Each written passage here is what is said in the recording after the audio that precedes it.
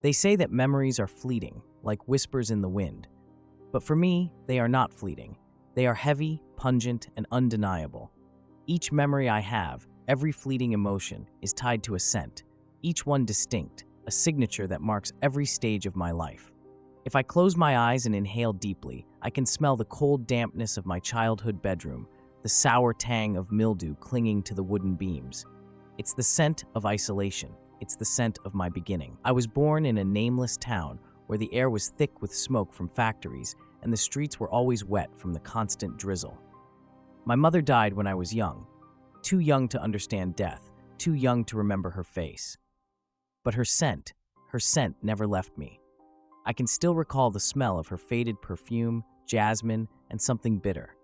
Even now, that memory haunts me, locked in the deep recesses of my mind, always threatening to surface. My father was a distant figure, a man hardened by the endless grind of factory work. He smelled of sweat, iron, and cheap tobacco, and he never had time for me.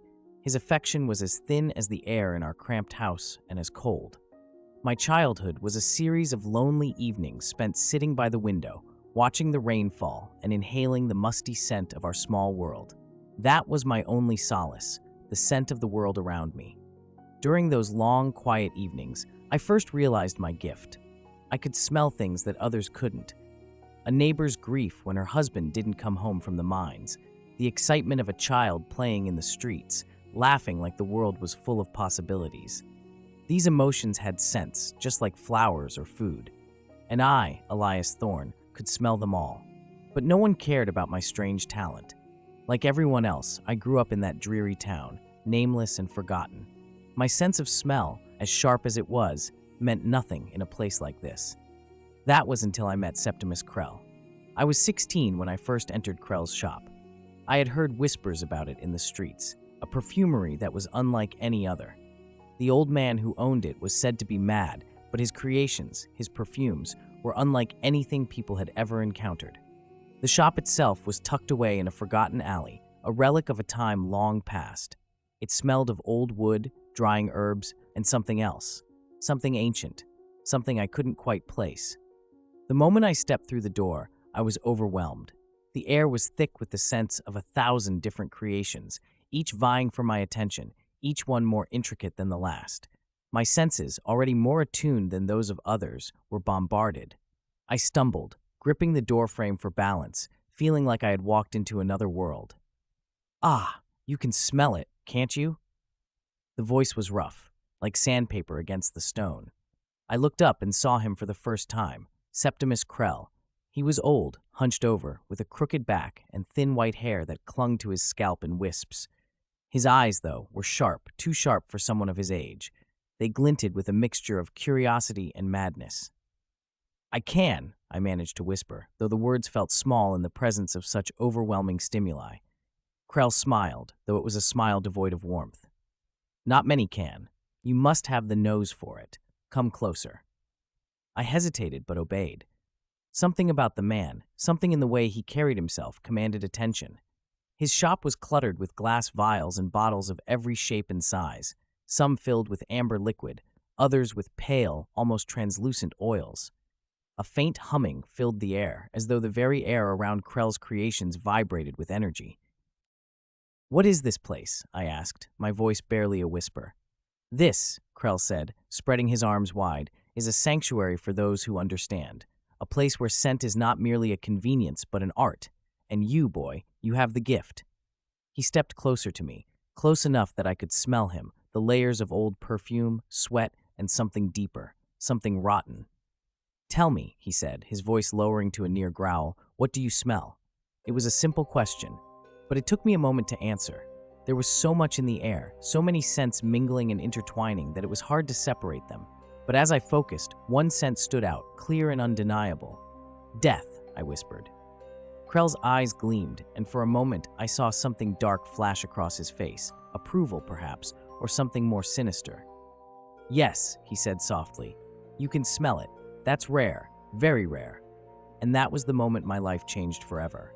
I became Krell's apprentice, though at first it was more out of curiosity than anything else.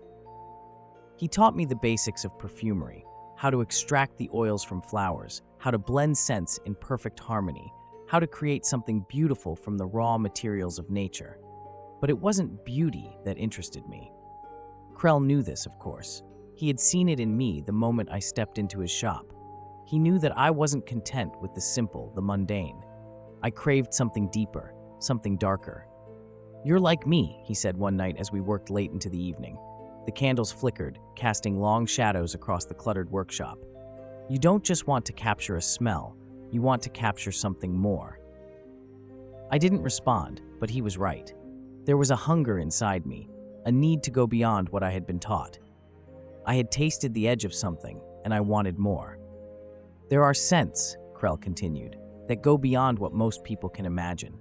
Scents that capture not just the physical world, but the emotional and spiritual. You've already smelled it. Death, fear, love. These are the rarest, the most elusive." He paused, watching me closely. "But there is one scent above all others, the essence of the abyss." I looked up at him, intrigued. "What is it?" Krell's face darkened. "It's a myth, or so they say. A scent that captures the darkest aspects of humanity. The fear of death, the anguish of loss, the madness that comes when everything is stripped away. They say it can drive a man mad just by smelling it." I should have been frightened, any sane person would have been, but I wasn't. The idea of capturing something so raw, so powerful, excited me. I wanted to taste that madness. I wanted to hold it in my hands. Krell saw the look in my eyes, and he smiled. "Be careful," he warned, though his voice was soft, almost gentle. "The abyss looks back." It didn't take long for me to begin my own experiments. Krell had warned me, of course, but I was too consumed by my own curiosity, too driven by the need to push the boundaries of what I could create. My first experiment was small. A woman who came to the shop regularly, her scent a mixture of lavender and something faintly metallic, as though she carried with her the weight of grief. I watched her and studied her until I could replicate her scent almost perfectly. But it wasn't enough. It was too clean, too simple. I needed more. I started visiting places where people carried their darkest emotions, hospitals, cemeteries, and the back alleys of the city where the homeless gathered. I would walk among them, inhaling the scents of despair, fear, and death. Each new scent was a revelation, each one closer to the abyss. And then one night, I found him. I found him in one of the city's forgotten corners, an old man, ragged and hunched over, sitting on a crumbling stone bench beneath a flickering streetlight. He was surrounded by the remnants of what once might have been a life: tattered clothes, an empty bottle of whiskey, and the faint scent of urine clinging to his skin. But beneath that, there was something else, something raw, something that intrigued me. I watched him for a while, hidden in the shadows, inhaling deeply as I tried to place the scent. Desperation, survival, but there was more. Something beneath the surface, something darker. The smell of a man who had long given up on life, but whose body still clung to the last vestiges of survival. It was the scent of decay, of a life long past its expiration, but still hanging on by a thread. I knew then that he was perfect. For days, I followed him, watching from a distance as he moved through the city's underbelly.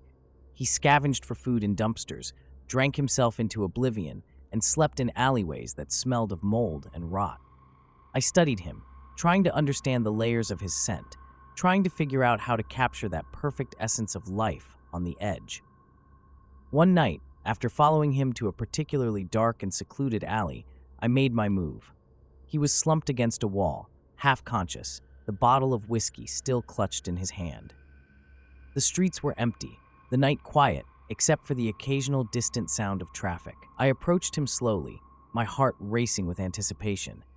The closer I got, the stronger his scent became, filling my senses with the bittersweet aroma of despair and hopelessness. I crouched beside him, carefully pulling out the tools I had brought with me, small vials, pieces of cloth, anything that could capture his essence. He didn't stir as I gently pressed the cloth to his skin, collecting the sweat and grime that clung to him like a second layer. His breathing was shallow, his eyes glazed over, and I knew he was too far gone to notice what I was doing. As I worked, the scent of his body began to mingle with the cool night air, creating a perfect storm of aromas that filled my lungs and set my pulse racing. It wasn't enough. I needed more. Without thinking, I reached for a small blade I had tucked into my coat. Just a small cut, I told myself. Just enough to get a little blood. Blood carries the most potent of scents, the raw essence of life.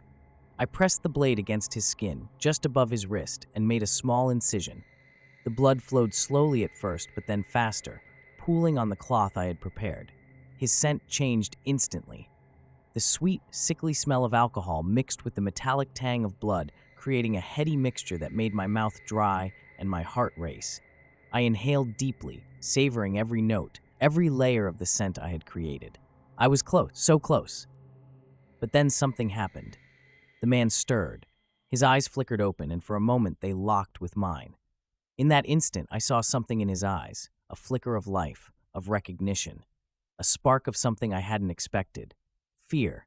The scent of his fear hit me like a tidal wave, overwhelming my senses. It was intoxicating, more potent than anything I had ever experienced before. It wasn't the smell of desperation or survival. It was the smell of pure, unadulterated terror. And I wanted more. Before I knew what I was doing, I pressed the blade deeper, cutting through flesh and bone with a precision I didn't know I had. The man let out a strangled gasp, but the sound was lost in the darkness. His body convulsed once, twice, and then went still. The scent that filled the air in that moment was unlike anything I had ever smelled before. It was perfect, pure, primal, and terrifying. It was the essence of death, captured in a single moment, and I had created it.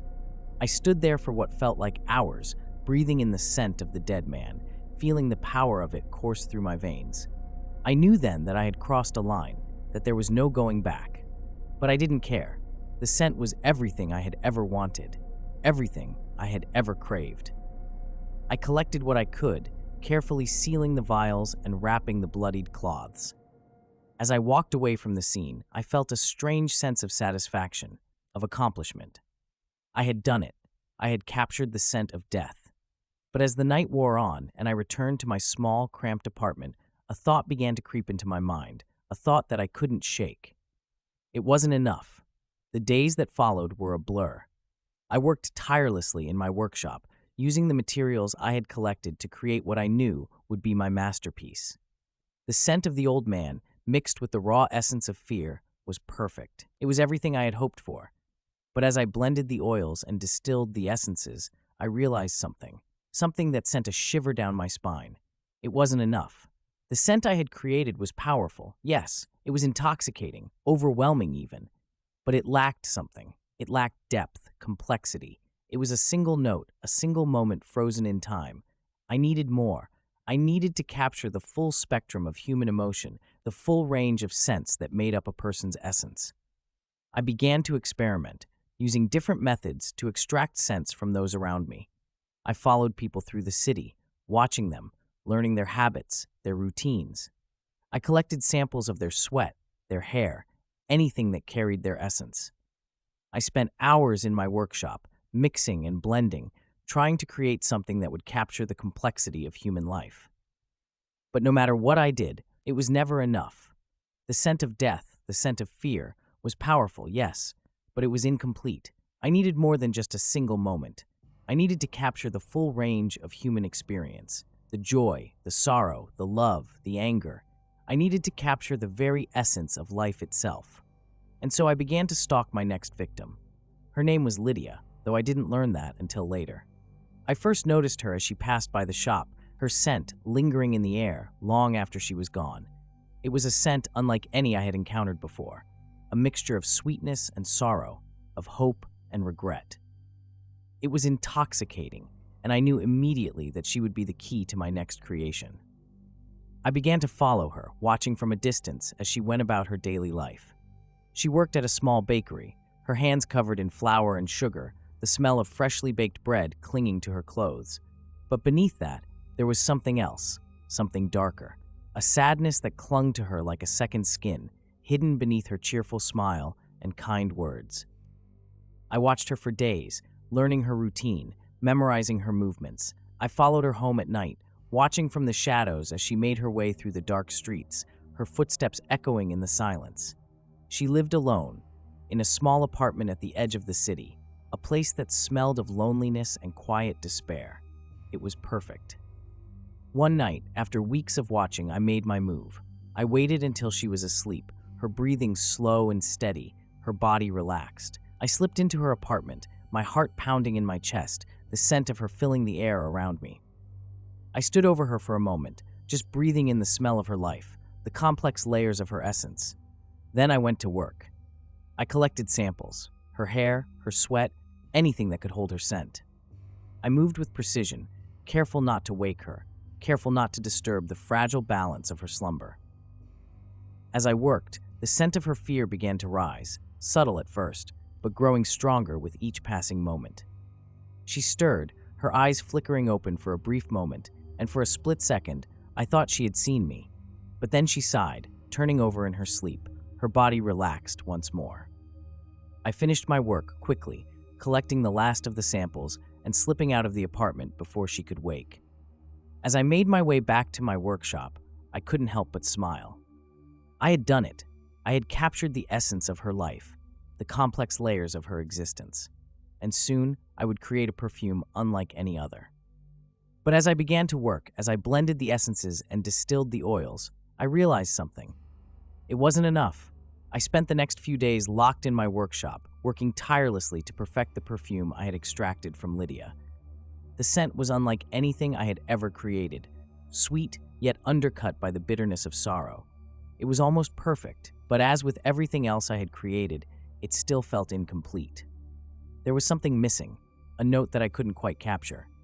I worked through the nights, my mind racing with the possibilities. If Lydia's scent was this intoxicating, what would happen if I blended her essence with another? Could I create something even more powerful, more complete? The idea consumed me. It was as if I had unlocked a door to a world of endless possibilities, a world where I could manipulate the very essence of life itself. But with every step I took toward perfection, I could feel the line between what was right and what was wrong begin to blur. The first time I had taken a life, it had felt like an accident, a desperate act to capture something fleeting. But now, the idea of taking another life didn't scare me. In fact, it excited me.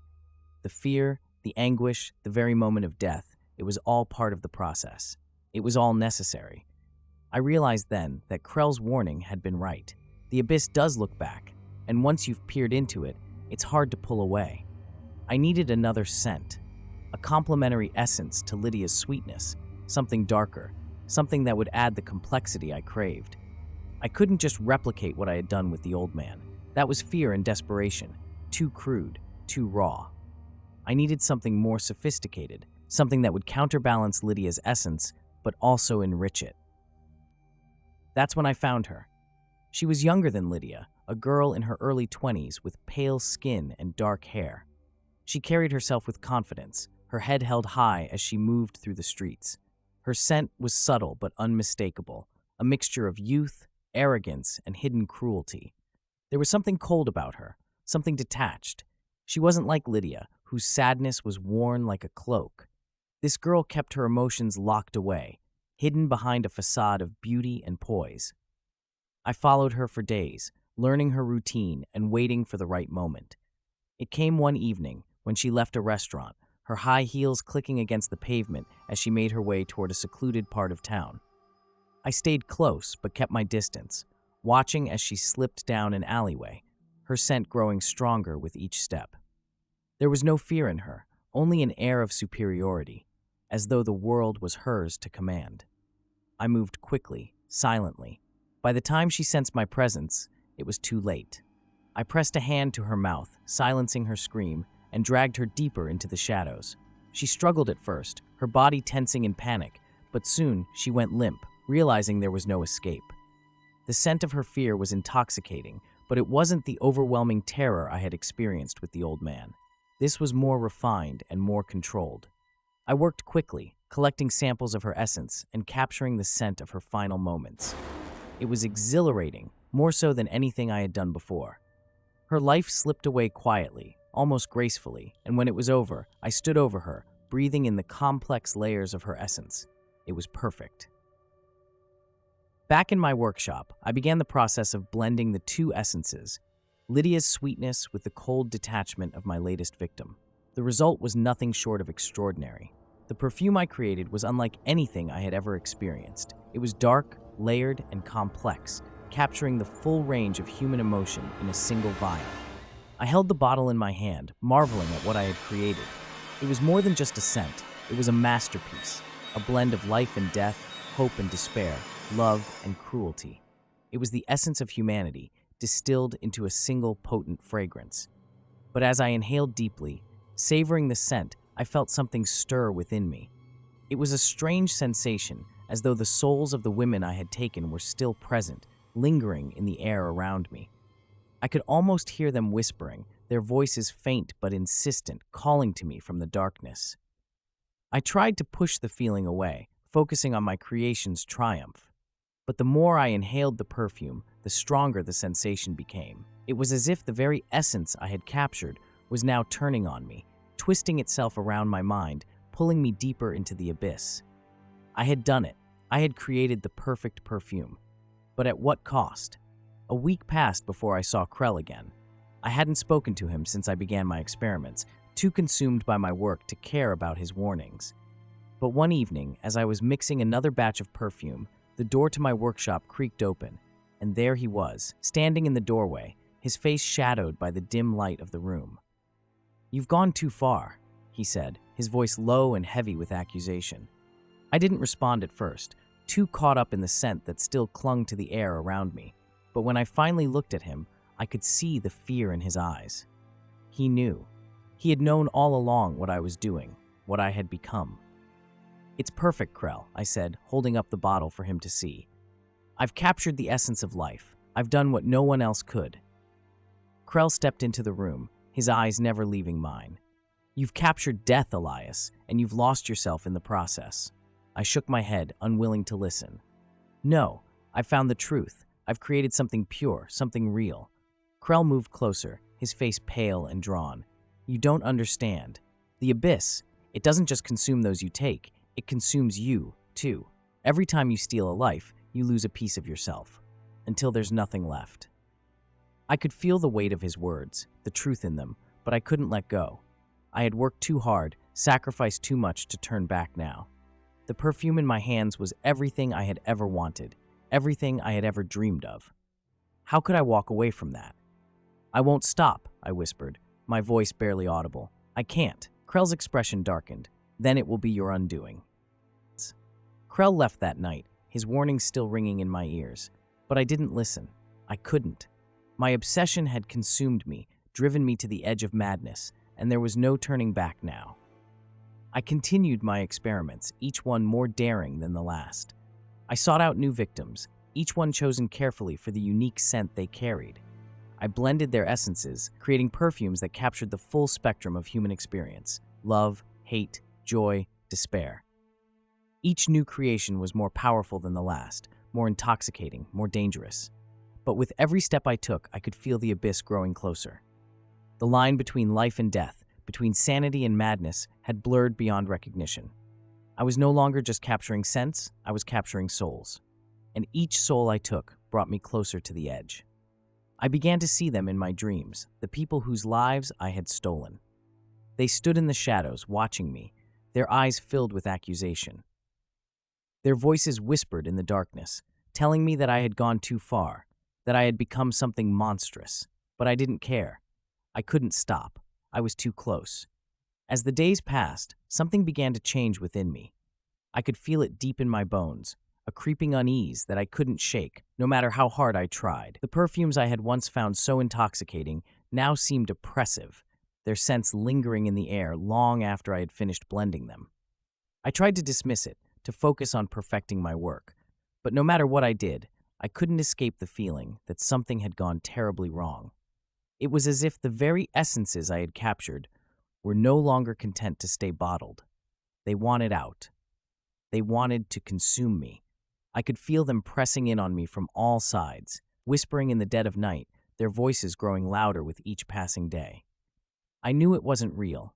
It couldn't be real. But the whispers were so clear, so insistent, that I began to doubt my own sanity. I began to see things, shadows moving in the corners of my vision, faces lurking in the darkened corners of my workshop. The dead were everywhere, watching me, judging me, I couldn't escape them, no matter how hard I tried. And then came the dreams. They were always the same, dark, suffocating, filled with the scent of death. In the dreams, I would find myself back in the alleyway, standing over the body of the old man, or in Lydia's apartment, watching her as she slept. But no matter where I was, the result was always the same. I would reach for them, trying to capture their essence, but instead, they would turn to face me, their eyes hollow and accusing, their mouths twisted into grotesque smiles. I would wake in a cold sweat, my heart pounding in my chest, the scent of fear thick in the air. But the worst part was that I could never tell if I was still dreaming or if I had truly crossed the line into madness. It was during one of those nights, when sleep seemed like a distant memory, that I found myself thinking about Krell's warning again. His words echoed in my mind, a constant reminder of what I had become. I tried to push them away, to convince myself that he had been wrong, but deep down, I knew the truth. I had crossed a line, and there was no going back. Krell had once spoken of an ancient art, a forbidden technique that allowed perfumers to not only capture scents but to also bind them to their own essence. It was dangerous, he had said, too dangerous for anyone to attempt. But as I lay there in the dark, the whispers growing louder, the idea took root in my mind. Perhaps Krell had been right. Perhaps the reason my perfumes felt incomplete was that I hadn't truly captured the essence of my victims. I had taken their scents, yes, but their souls? Their very beings? No. I had only scratched the surface of what was possible. If I could bind the essence to myself, if I could truly understand the depth of their existence, then only then would I be able to create something truly perfect. But there was a price to be paid. Krell had warned me of that too. The first step was simple, an infusion of oils, herbs, and resins that would prepare the body for the process. I spent hours gathering the necessary ingredients, each one chosen with care, each one designed to enhance the connection between the body and the essence. I blended them together, creating a thick, dark liquid that filled the air with the scent of earth and decay. The second step was harder. I needed a sacrifice, but not just any sacrifice. This time, I couldn't rely on fear or desperation to guide me. I needed someone who would give themselves willingly, someone who understood what I was trying to achieve and was willing to help me reach that final, perfect creation. I searched for weeks, watching, waiting for the right person to present themselves. But it wasn't until I found her that I knew I had finally found what I was looking for. Her name was Elise. She was a painter, an artist like myself, though her canvas was the human form. I met her by chance one evening as she was sketching in a small cafe, her fingers stained with charcoal, her eyes bright with curiosity. We spoke for hours, discussing art, life, death, the very things that had driven me to this dark place. And when I told her about my work, about my search for the perfect essence, she didn't recoil. She didn't judge. She understood. She was perfect. Elise came to my workshop one evening, her face calm, serene, as though she already knew what was to come. I had prepared everything, laid out the tools, mixed the oils, and readied the ritual. The air was thick with the scent of incense and the faint hint of fear that clung to the edges of her being. I could see it in her eyes, the doubt, the uncertainty, but she never spoke of it. Instead, she sat quietly in the center of the room, her hands folded in her lap, her breathing slow and steady. I stood over her, my heart pounding in my chest, the weight of what I was about to do pressing down on me like a heavy fog. For a moment, I hesitated. I wondered if I was truly ready to take this final step, to bind myself to the essence of another human being. But then I remembered the scents, the whispers of the dead, the incomplete perfumes that had haunted me for so long. I couldn't stop now. I had come too far. I began the ritual, moving with precision as I applied the oils to her skin, each motion deliberate, each movement designed to enhance the connection between us. The scent of her body filled the room, sweet like jasmine, but with an underlying bitterness that hinted at the darkness within her. As I worked, she closed her eyes, her breathing growing slower, deeper. I could feel the bond forming between us, the essence of her life beginning to merge with my own. It was subtle at first, a faint whisper at the edge of my consciousness, but as the ritual progressed, the connection grew stronger, more insistent. I could feel her fear, her doubts, her hopes, all of it flooding into me, mixing with my own thoughts, my own desires. It was overwhelming, but it was also exhilarating. For the first time, I truly understood what it meant to capture someone's essence. It wasn't just about scent. It was about taking a piece of their soul and making it your own. When the ritual was complete, Elise lay still, her body pale and cold. The scent of death filled the room, thick and oppressive, but beneath it I could still smell her essence, stronger now, more potent than before. It was as if her very soul had been distilled into the air around me, and I had captured it in that single perfect moment. I had done it. I had finally created the perfect perfume. But as I stood there, breathing in the scent of her death, I realized something terrible. It wasn't enough. I don't know when it started. The voices, the shadows, the creeping sense of dread that filled every corner of my workshop.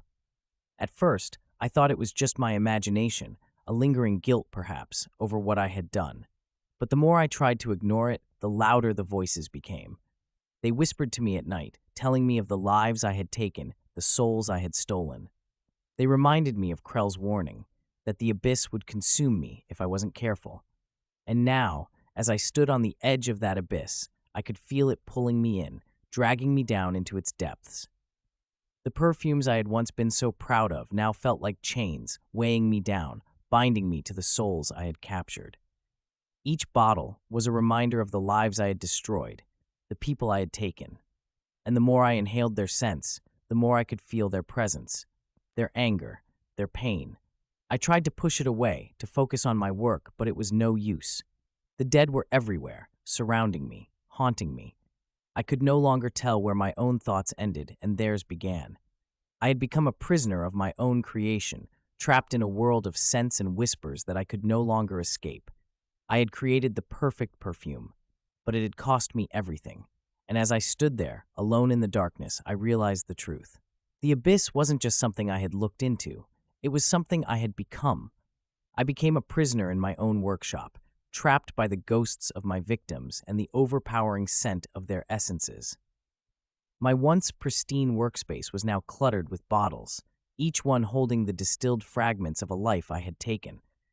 I tried to avoid them, to distance myself from the reminders of what I had done, but they were everywhere. Their whispers followed me, their presence growing stronger with each passing day. Elise's perfume was the worst. Her essence was more powerful than any I had ever captured, more potent, more real. When I uncapped the vial, her scent filled the room, overwhelming everything else, consuming me in a wave of jasmine, bitterness, and death. It was perfect, too perfect. It clung to me, suffocating me, pulling me deeper into the madness I had created. I stopped sleeping. Every time I closed my eyes, the faces of my victims appeared, their eyes wide with accusation, their voices filling my head with questions I couldn't answer. I tried to focus on my work, but my hands trembled and my mind raced with thoughts I couldn't control. The line between life and death, between creation and destruction, had blurred to the point where I could no longer distinguish one from the other. I knew I had gone too far. I knew there was no turning back. But still, the drive to create, no, to perfect, remained. The scent of Elise's perfume haunted me, reminding me that I had not yet achieved what I had set out to do. It wasn't enough. It could never be enough. It had been weeks since I last saw Krell. I had avoided him, knowing he would see the madness that had taken hold of me, that he would recognize what I had become. But one night, as I sat in the darkness of my workshop, surrounded by the remnants of my creations, the door creaked open, and there he was. His face was pale, his eyes sunken, as though the weight of the world had finally caught up with him. He didn't say anything at first. He just stood there, staring at me, his expression a mixture of pity and fear. I couldn't meet his gaze. I was too ashamed, too broken. "You didn't listen," he said softly, his voice barely a whisper. I shook my head, unable to respond. The truth was too painful to admit. I had ignored every warning he had given me, convinced that I could control the abyss, that I could master the darkness within me. But I had been wrong. I had lost control. I had become a monster. "You were right," I finally whispered, my voice hoarse. "I've lost myself." Krell stepped closer, his eyes filled with sorrow. "It's not too late, Elias. You can still stop. You can still save yourself." I wanted to believe him. I wanted to believe that there was a way out, a way to escape the madness that had consumed me. But the voices in my head told me otherwise. The dead were with me now, their whispers constant, their presence undeniable. There was no escape. There was only the abyss. I can't, I said, my voice breaking. I've gone too far. Krell's face twisted with pain. He knew the truth as well as I did. There was no saving me, not anymore. After Krell's visit, I became more desperate than ever to find a solution. I couldn't live like this, haunted, consumed by the essences of the dead. I needed to find a way to sever the connection, to free myself from the weight of the souls I had trapped in my perfumes. I pored over old books, ancient texts that spoke of forbidden rituals, of ways to release the spirits that had been bound to the physical world. But every solution came with a price, a sacrifice that I wasn't sure I was willing to make. It wasn't until I found a particularly obscure passage in one of Krell's books that I began to see a glimmer of hope. The text spoke of a cleansing ritual, a way to purge the essence of the dead from one's soul. It was dangerous, of course. There were no guarantees that it would work, and the cost of failure was steep. But I had no other choice. The ritual required a final essence, one more powerful than any I had captured before. It needed to be pure, untouched by fear or anger, untainted by the darkness of the world. It needed to be innocent. I knew what that meant. I knew what I had to do. Her name was Clara. She was a child, no more than 8 or 9, with wide, curious eyes and a sweet, innocent smile. I had seen her before, playing in the park near my workshop, her laughter filling the air like music. Her scent was pure, untouched by the darkness that had consumed so many others. She was perfect. The thought of what I was about to do made me sick. I had never considered taking a child before, had never even thought it possible. But the voices in my head were growing louder, the weight of the souls I had trapped becoming unbearable. I had to free myself, no matter the cost. I followed Clara for days, watching her from a distance, waiting for the right moment. She was always surrounded by people, her parents, her friends, always out of reach. But one evening, as the sun began to set and the park emptied, I saw my chance. She was alone, playing by the edge of the trees, her laughter echoing in the quiet evening air. I moved quickly, silently, my heart pounding in my chest as I approached her. She didn't see me at first, too caught up in her game, too innocent to recognize the danger lurking in the shadows. When I reached her, I knelt down, my hands trembling. I didn't want to do this. I didn't want to hurt her, but I had no choice. The ritual required innocence, and Clara was the only one who could save me. I reached out, gently touching her shoulder. She turned to me, her eyes wide with surprise, but there was no fear, only curiosity. "Hello," she said, her voice soft and sweet. I swallowed hard, my throat dry. "I'm sorry," I whispered. And then, before I could stop myself, I pressed the cloth to her mouth, muffling her scream as I carried her into the darkness. Back in my workshop, the air was thick with the scent of incense and despair. Clara lay still on the floor, her eyes closed, her breathing slow and steady. I had prepared everything, the oils, the herbs, the vials that would capture her essence. But as I stood over her, the weight of what I was about to do crushed me. She was innocent, pure. She didn't deserve this. For a moment, I hesitated. I could still stop. I could still walk away, leave this madness behind. But the voices in my head reminded me that it was too late. The dead were with me now, their whispers growing louder, more insistent. There was no turning back. I began the ritual, moving with practiced precision as I applied the oils to her skin, her scent filling the room like a final plea for mercy. I could feel the bond forming between us, the essence of her life merging with my own. But this time, it was different. This time, the connection was stronger, more intense. I could feel her innocence slipping away, her purity being consumed by the darkness that had taken hold of me. It was overwhelming, suffocating, but I pressed on, determined to finish what I had started. As the ritual reached its climax, Clara's breathing grew slower, her chest rising and falling in shallow gasps. I could feel the life slipping away from her, her essence pouring into me, filling the empty void that had consumed my soul. And then, in one final, desperate moment, it was over. The room was silent, the air was still, Clara was gone. The moment Clara's life left her body, I knew something had gone wrong. Instead of feeling the relief I had expected, the weight of the souls I had trapped grew heavier, their voices louder, more insistent. The scent of death filled the room, choking me and suffocating me. I had failed. The ritual hadn't freed me. It had only made the bond stronger. I stumbled back, my hands shaking, my heart racing in my chest. I had killed her for nothing. The innocence I had taken, the purity I had destroyed, it had all been for nothing. The abyss had claimed me, and there was no escape. The days that followed were a blur. I no longer cared about my work, no longer cared about the perfumes I had once found so intoxicating. The souls of the dead haunted me, their voices constant, their presence suffocating. I had become a vessel for their pain, a prisoner of the essences I had captured. I stopped eating. I stopped sleeping. I wandered the streets at night, searching for something, anything, that could save me from the darkness that had consumed my soul. But there was nothing. There was no escape. One evening, as I stood on the edge of the river, staring down into the dark waters below, I heard Krell's voice in my mind, his final warning echoing in the darkness. The abyss doesn't just consume those you take, it consumes you. And in that moment, I knew the truth. I had become the abyss. I had become the very thing I had sought to control. And there was only one way out. With a final breath, I stepped off the edge and let the darkness take me. I plunged into the icy black waters, the cold biting into my skin, as if the river itself was eager to devour me. The silence was immediate, the rush of water drowning out the constant whispers that had plagued me for so long. I welcomed the quiet, even as my body fought instinctively to survive, thrashing against the pull of the current. But I didn't want to survive. I wanted to be free. I sank deeper, the darkness closing in around me, my lungs burning as they screamed for air. I knew I was close to the end, that soon the pain would stop and the whispers would finally fall silent. It was what I had wanted, wasn't it? To escape the ghosts, to be free of the abyss. But as I sank into the void, something shifted. A presence, deep in the darkness, reached out for me, not with hands, but with something far more powerful. It was cold, ancient, and all-consuming.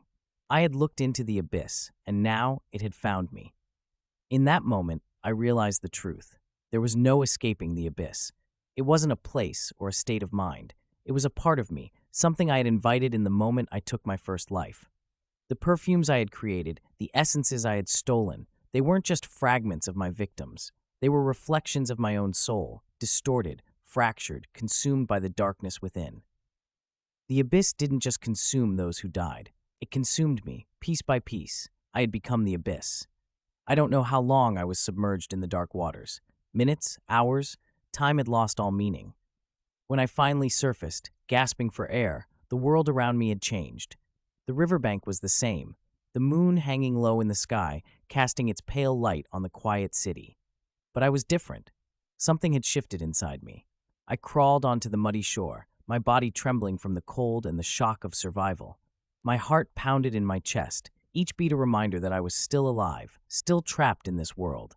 I had expected to die, to be freed from the torment of the voices, but instead, I had been pulled back. Why?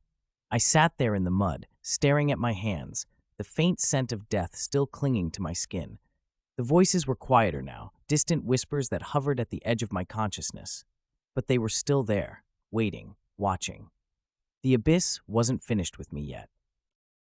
I returned to my workshop, though it no longer felt like mine. The air was thick with the scents of the dead, the perfumes I had created lingering like ghosts, reminding me of the lives I had taken. I couldn't escape them. They were a part of me now, woven into the fabric of my being. I had wanted to create something perfect, something that captured the essence of life itself. But in my obsession, I had forgotten the most important truth. Life and death are two sides of the same coin. To capture one, I had to embrace the other. And now I was trapped between the two, a hollow shell of the man I had once been. I moved through the workshop like a ghost, touching the bottles that lined the shelves, each one a reminder of my descent into madness. Lydia, Elise, Clara, their names echoed in my mind, their scents still fresh in the air. I had taken everything from them, stolen their essence, their souls. But for what? To create something beautiful? To transcend the limits of human experience? I had failed, but the abyss was still with me. It whispered to me in the dark, reminding me that there was still more to discover, more to take. I had only scratched the surface of what was possible. There were other essences, other souls to capture, other lives to consume. The thought filled me with both dread and longing. I wanted to be free of the abyss, but I was drawn to it, like a moth to a flame. I had tasted its power, and now I couldn't walk away. The days blurred together, each one a reflection of the last.